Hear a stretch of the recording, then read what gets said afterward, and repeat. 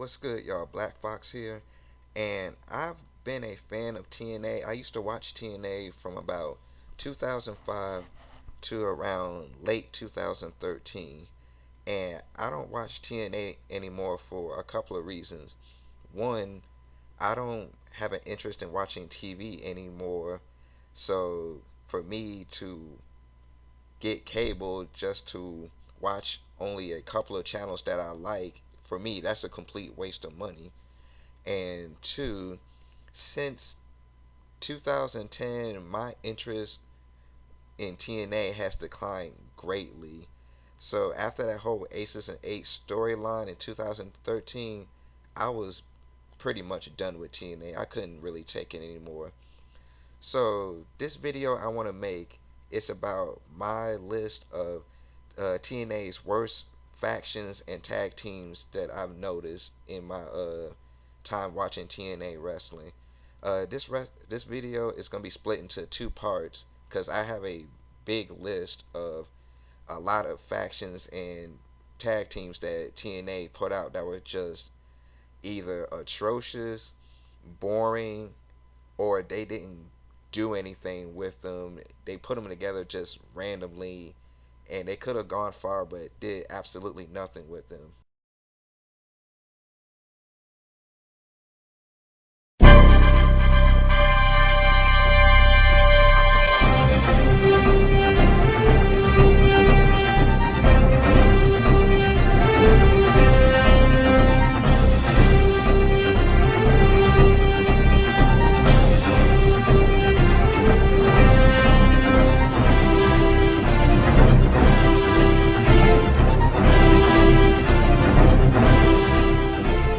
Lasting for about 1 year, the Prince Justice Brotherhood consisted of Super Eric, Shark Boy, and Curry Man, which was Christopher Daniels' gimmick that he had while he was in Japan.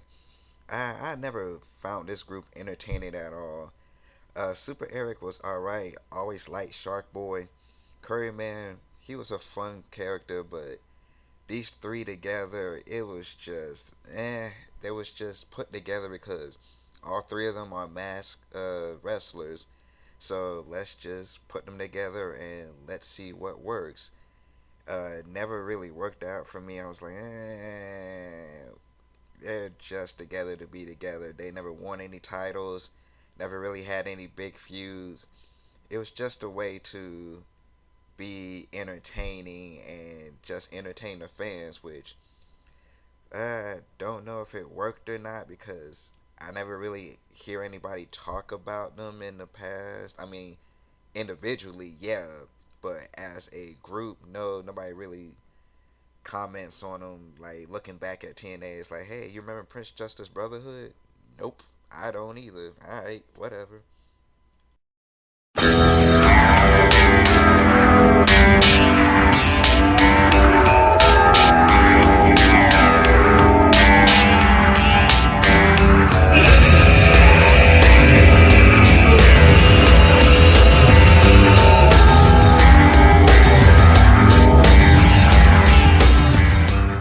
From November 2006 to roughly November 2007, the group Serotonin consisted of the leader Raven, Kazarian, who was renamed to Kaz, Matt Bentley, who was renamed to Martyr, and Johnny Devine, who was renamed to Havoc.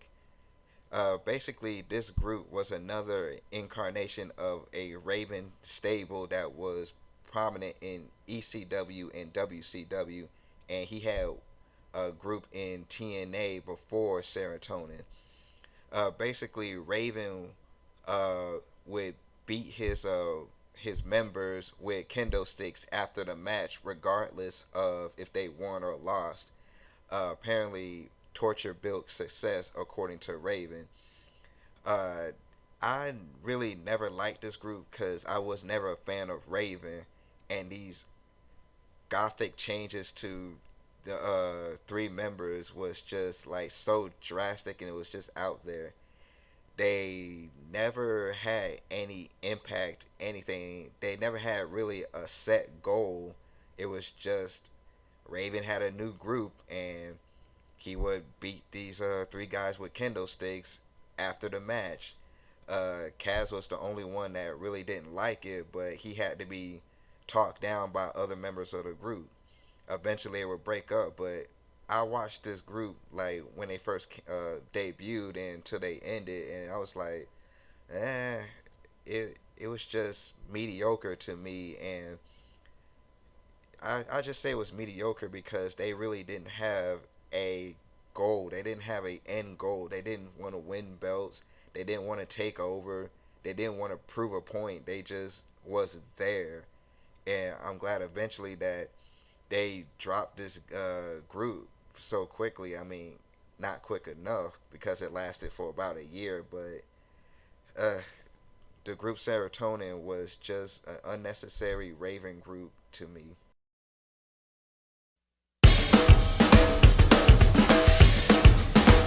Elvis has left the building. Oh, yeah. Flying to the Graceland, kinda like Superman. Going to the Graceland to see the king 'cause he ain't dead. Flying to the Graceland, Elvis, he's our man. From November 2004 to February 2005, the quote unquote Kings of Wrestling consisted of Scott Hall, Kevin Nash, and then NWA World Champion Jeff Jarrett. The Kings of Wrestling debuted when Scott Hall and Kevin Nash cost Jeff Hardy his title match against Jeff Jarrett at the November pay-per-view Victory Road. They formed and challenged any group of people to come fight them at the next pay-per-view, which was called Turning Point. Jeff Hardy took up the challenge, as did AJ Styles and then Randy Savage. At Turning Point 2004, Styles, Hardy, and Randy Savage beat the Kings of Wrestling.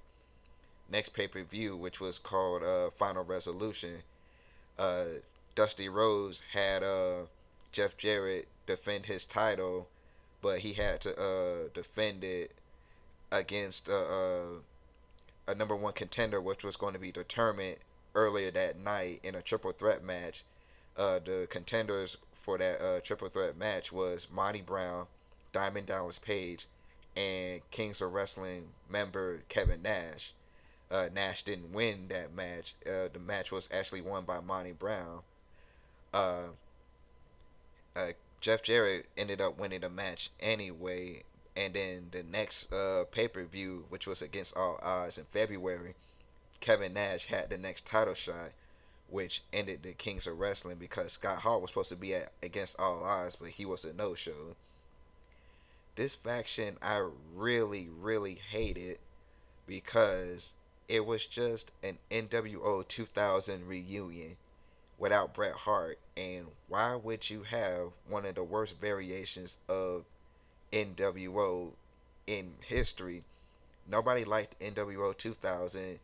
By that time, NWO was just so washed up, so overplayed, so just nobody just really cared about NWO at that time. And having NWO 2000 was just overkill. And then you have a reunion of this group in 2004, and it was just so goofy. You just had three veterans, respected veterans, mind you, but it was just so not necessary for them to reunite.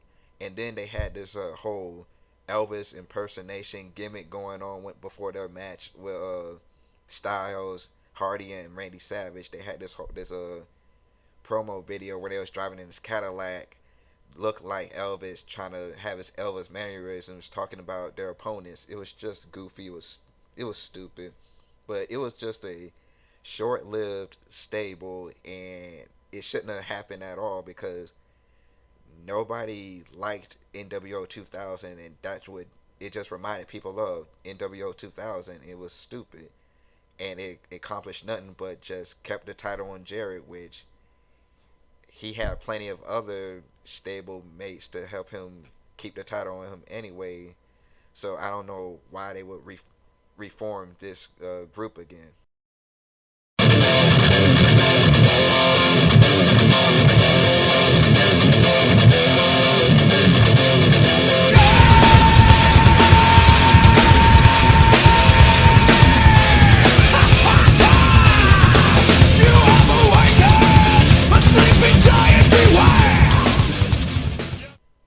Matt Morgan and Hernandez lasted from January 2010 to about April of 2010. They earned the right to be number one contenders to the tag team titles on the January 4th edition of TNA Impact, and they fought and won the tag titles against the British Invasion at the pay-per-view Genesis. Apparently, there was always issues going on between the two, starting with when they had to be paired against each other for the fight for the right tournament for a chance to become the TNA World Champion. But Matt Morgan took advantage of Hernandez's injured shoulder, excuse me, and Morgan won the match between those two, but eventually lost the tournament to D'Angelo Dinero. There was always some miscommunication, some back and forth between the two toward the end of their title run.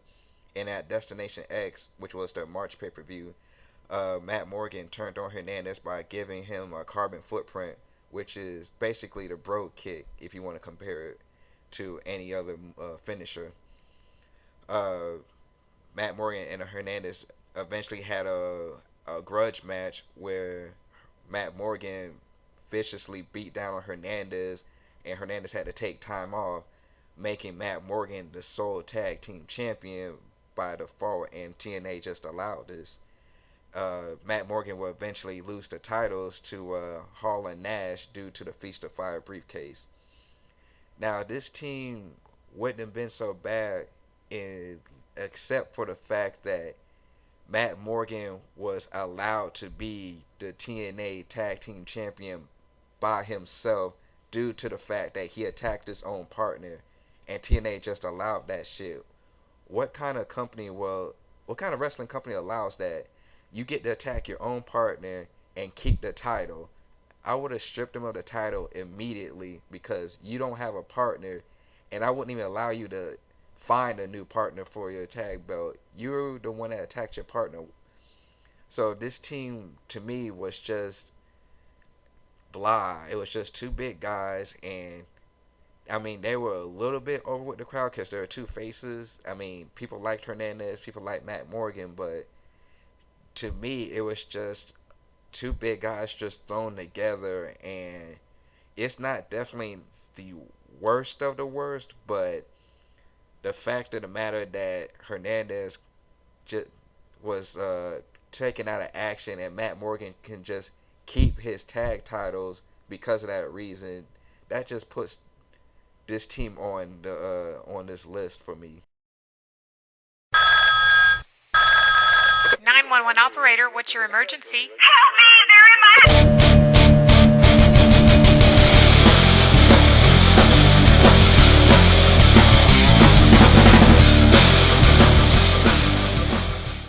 Debuting in 2006 and ran to about 2008, the team of B.G. James and Kip James, better known as Road Dogg Jesse James and Badass Billy Gunn respectively, formed the James Gang at first to feud against Conan's Latin American exchange group after Conan turned on B.G. James and Kip James when they was in the 4 Live crew.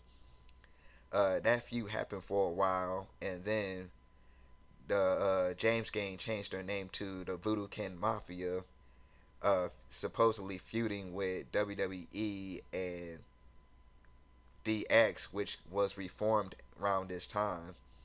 And so they had this one-sided feud where Voodoo Kin Mafia was calling out Vincent Kennedy McMahon and DX, but nothing came of it because WWF didn't respond to them. And then VKM, Voodoo Kin Mafia, had a feud with Kirsty Hemme. More specifically, Kip James had a feud with Kirsty Hemme because Kirsty Hemme felt that women should be respected more in the wrestling business, and Kip James didn't think that women should be respected. So Kirsty Hemme kept bringing in teams to fight Voodoo Kin Mafia, and it was just this whole thing. And to me, I really didn't like this whole New Age Outlaw revival that they had in TNA. to me, it just came off as a cheap pop for fans to be nostalgic. I mean, don't get me wrong. I like Billy Gunn. I like BG James. I liked them as the New Age Outlaws back in the late '90s, but I didn't like this whole revival thing that they was trying to do in TNA. So to me, this is one of the lower tag teams that people really shouldn't like remember, because once again, TNA had this thing of bringing back nostalgia tag teams or nostalgia factions, and this was just another example. And I really didn't like this team at all.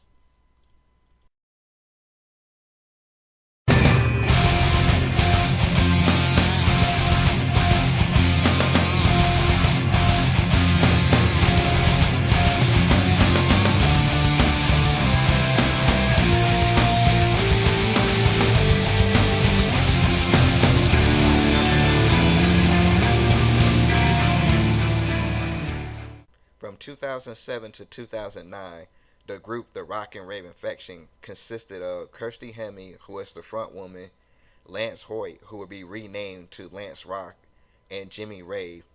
Basically, their gimmick is that of a rock band, not unlike the three-man band. They would come out to the ring in rock gear. They do all these poses that rock stars usually do. Kirsty Hemme would say her line, asking the audience, "Are they ready for the Rock and Raven Faction?" Lance Rock would say, "Is anybody ready to get infected tonight?" And then Jimmy Rave would act like a drunk rocker, say some nonsense, and the match would start. Was never a fan of this group. Not that I completely hated it, but I was just annoyed every time they come out, because it was just a stupid gimmick. I mean, I understand wrestling needs to have entertainment, but I was not entertained by this group. They say the same old shtick. They never really won. They never won any championships. I mean, they won matches, of course. I mean, you can't be complete jobbers, but was never really a fan of this group. And I was glad to see them disband. And they actually disbanded because of Beer Money.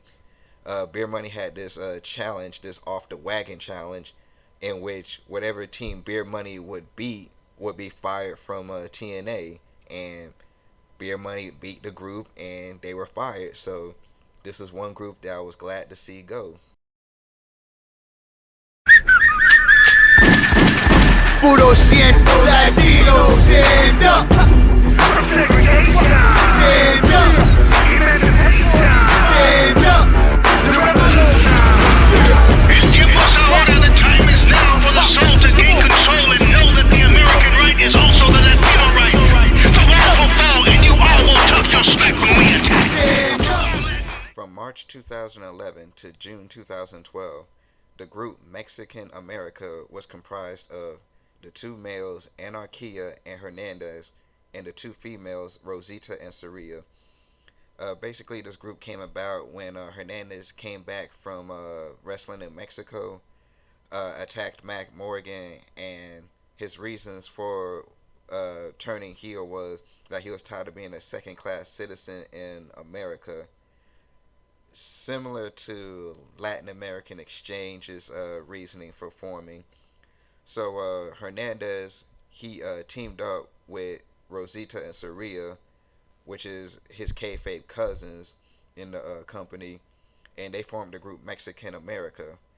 A fourth member, Anarquia, would join.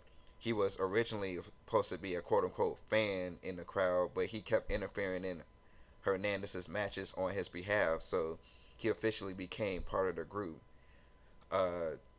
In the group, they had championship success.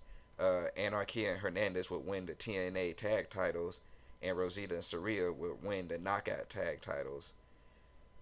They eventually broke up in June 2012, like I said. I forgot for what reason, but yeah, they lasted for a little over a year. To me, this group screamed a cheap version of the Latin American Exchange. This group was really not needed because we already had a successful Latino faction in TNA before Latin American Exchange. This to me seems like a Latin American Exchange 2.0. Like they needed to bring this back.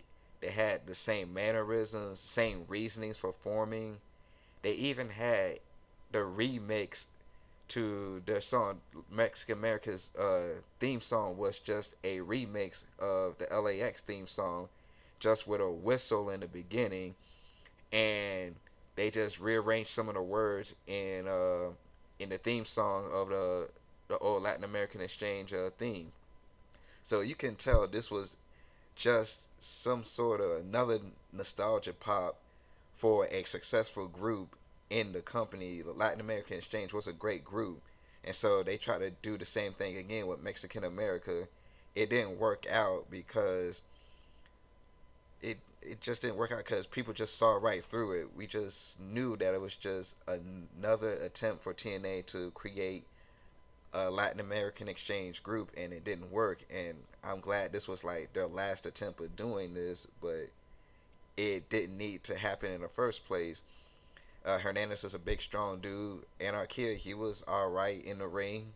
He was no homicide, but he did all right. And Rosita and Saria, they're great talents too.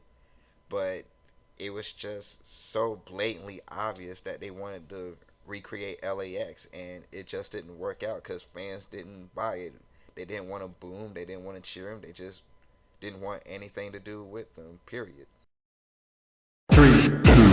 He's back, it's the Pacman Jones. He's back, it's the Pacman Jones. He's back, it's the Pacman Jones. Back, it's the Pacman Jones. From August 2007 to October 2007, Ron the Truth Killings, now known as R-Truth in the WWE, and former Tennessee Titans football player Adam Pacman Jones formed a tag team dubbed Team Pacman. They formed it after Pacman and Killings had a confrontation backstage, but they squashed their beef the next week at a TNA Impact show, and they formed the Team Pacman. At No Surrender next month, which was the pay-per-view in September, they beat Kurt Angle and Sting for the tag team titles. And then at Bound for Glory the next month, they lost the tag team titles to AJ Styles and Tomko. Now, this team nobody really liked because how it was formed and how it went about. First of all, they formed their team just out of nowhere.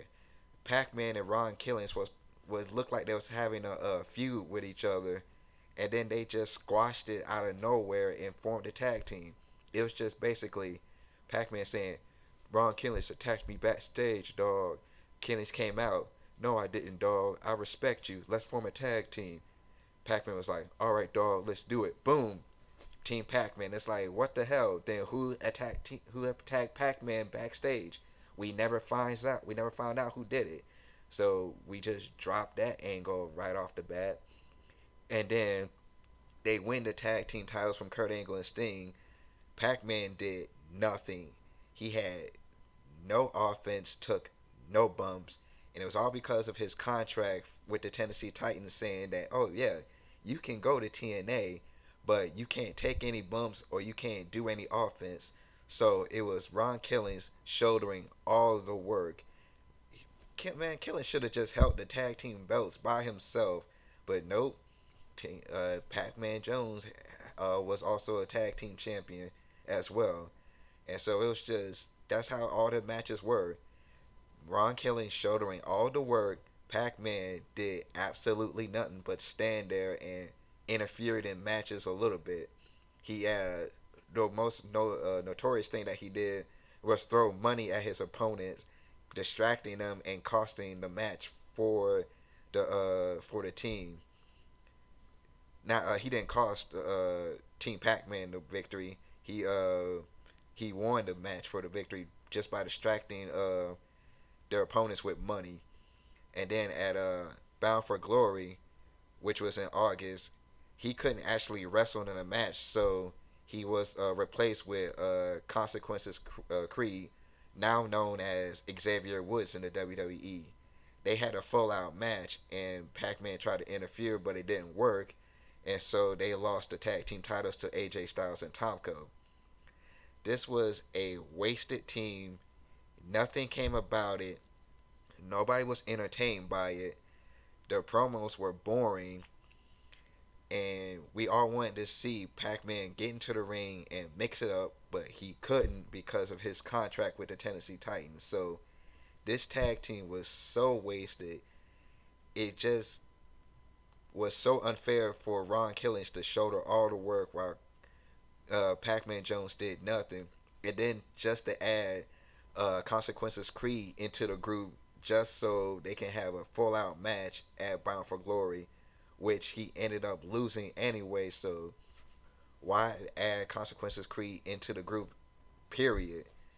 Nobody liked this group. I certainly didn't like this group. I was excited for it at first. I was like, oh snap, a football player is gonna that's currently like in the league gonna wrestle. Let's see how this rolls. Nope, nothing came out of it, and we just got one wasted tag team and one wasted tag team championship ring.